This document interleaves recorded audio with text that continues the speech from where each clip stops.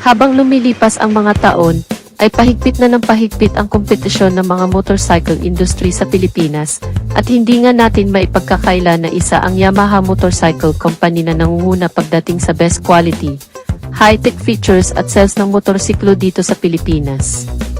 Talagang pumatok sa atin mga Pinoy ang mga small displacement na scooter ng Yamaha, mula Mio Sporty, Mio i, hanggang sa Yamaha Mio Gear 125, very practical kasi itong gamitin dahil bukod sa madali itong i-handle ay matipid pa ito sa gas, at patok din gamitin pang negosyo.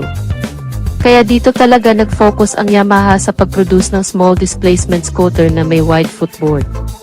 Meron na tayong na-feature na ilang 125cc scooter na posibleng ilabas ng Yamaha sa Pilipinas, at idagdag na rin natin sa listahan ang isang 125cc scooter na to. Ito ay ang Yamaha Ray CR125. Ang scooter na to ay para sa makabagong henerasyon natin ngayon, dahil siksik at liglig na ito sa features. Ang scooter na to pala ay isa sa best-selling scooter sa India, at ang dalawang motor na mahigpit din nakakompetensya ng Ray CR125 sa India, ay nasa Pilipinas na rin ngayon, ang Suzuki Bergman Street 125 at ang TVS Ntorq 125. Himayin natin kung ano ang nasa scooter na to, at bakit sobrang pumatok ito sa bansang India. Anyway, bago yan ay huwag kalimutan mag-subscribe sa ating channel. Pakihit na rin ang likes at notification bell icon para lagi tayong updated sa motorcycle news and reviews. Paki-follow na rin ang ating Facebook page. Please support Filipino YouTuber. Thank you. Ang performance ng motor na ito ay hindi nagpapahuli sa ibang 125cc na scooter sa Pilipinas. Mayroon itong single cylinder, 2 valves, single overhead cam, 4-stroke at ang cooling system ng scooter na ito ay naka-air-cooled. Good news na rin dahil naka-fuel injected na, which means na matipid na ito sa gas. Pagdating naman sa kanyang hetsura ay masasabi nating very unique talaga ang kanyang looks, dahil sa harap ng kanyang manubila ay mayroong LED position light na tinatawag ng Yamaha na Armored Energy. Ito ay isang concept that represents build like a tank and quick on its feet. Ganito may lalarawan ng Yamaha ang bagong scooter na to. Sabayan mo pa ng napakaangas na visor. Ang kanyang headlight ay naka-LED, dito naman sa kanyang tail light at sa kanyang mga signal lights ay naka-bulb type pa lang. Overall looks ng scooter na to ay mapapansin natin na para siyang Yamaha Mio na may pagka-bulkier tingnan. Maganda din sa mata ang kanyang color combination na nagpadagdag sa kanyang pagiging elegante. When it comes naman sa kanyang performance ay masasabi natin na tatak Yamaha talaga ang makina ng scooter na to, na kayang mag-produce ng maximum power of 8.2 PS at 6,500 revolution per minute. Habang ang kanyang torque naman ay nasa 9.7 Nm of peak torque at 5,000 RPM at syempre powered by Blue Core technology, na kayang mag-perform ng mas malakas sa mas mababang fuel consumption. Matipid talaga sa gas ang scooter na to, dahil na rin sa kanyang Blue Core technology at fuel-injected na feature. Dagdag points ito para sa atin mga Pinoy, dahil mas tinatangkilik natin ang isang motor na matipid sa gas. Pagdating naman sa kanyang fuel tank capacity ay hindi ka na malulugi sa scooter na to, dahil mayroon itong malaking tangki with 5.2 liters of fuel capacity. Perfect ito lalo na kung may balak ka na mag-long ride, dahil hindi ka na masyado magpatigil-tigil para magpagas. Pagdating naman sa kanyang fuel consumption ay kaya nitong tumakbo ng 66 km per liter. So napakatipid talaga sa gas ng scooter na to, at ito ang klase ng motor na magugustuhan ng mga Pinoy. Dumako naman tayo sa size ng kanyang tire. Sa harapan ay mayroon itong 90 by 90 with 12 inches max size. Sa likod naman ay 110 by 90 with 10 inch max size, at nakatubules na rin ito both sa harap at likod.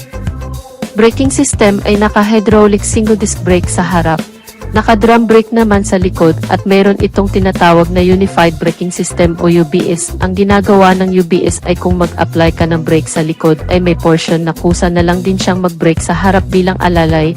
Ang purpose po nito ay for safety para sa mga riders. Suspension ay naka-telescopic fork sa harap, unit swing type naman sa likod. Pagdating naman sa kanyang underseat compartment ay mayroon itong wide underseat compartment with 21 liters of capacity at kasya na ang full face helmet. Regarding naman sa kanyang instrument cluster ay sumasabay na sa uso ang scooter na to, dahil naka fully digital instrument cluster, napaka crystal clear at kompleto ang information na pinapakita. Meron din itong wide footboard na kagaya sa Yamaha Mio. Maganda ito para mas ma-relax ang mga paa mo sa pagmamaneho. And at the same time ay pwede papaglagyan ng mga pinamimiling groceries at mga gulay. Present din sa scooter na to ang features na kung saan hindi mag-start ang motor kapag nakababa ang side stand. Dagdag safety ito para sa mga riders. Starting system ay mayroon itong electric start at kickstart.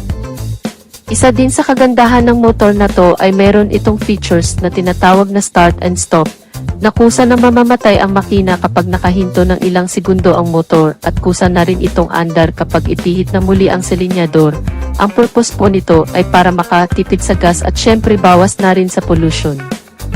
Ang taas ng kanyang upuan ay 785 mm. Ground clearance ay 145 mm. May bigat itong 99 kilos.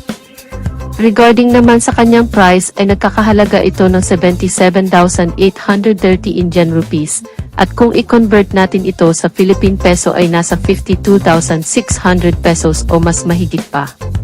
Kung may lalabas man ito sa Pilipinas ay posible na ibibilang din ito sa line-up ng Yamaha Mio series dahil sa hetsura at datingan nito na may pagkapareho sa mga Yamaha Mio series. So dito ko natatapusin ang review natin mga ka-Wizard Moto. Don't forget to like and subscribe para lagi tayong updated sa motorcycle news and reviews. Maraming salamat sa walang sawang pagsuporta. Ride safe as always and God bless.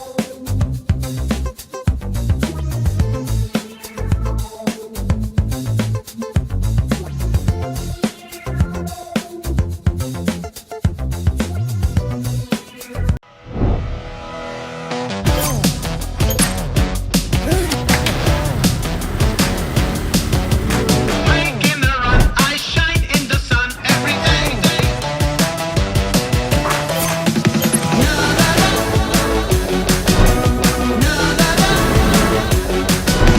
Making the run, I shine in the sun. All the things I can do, I don't count them.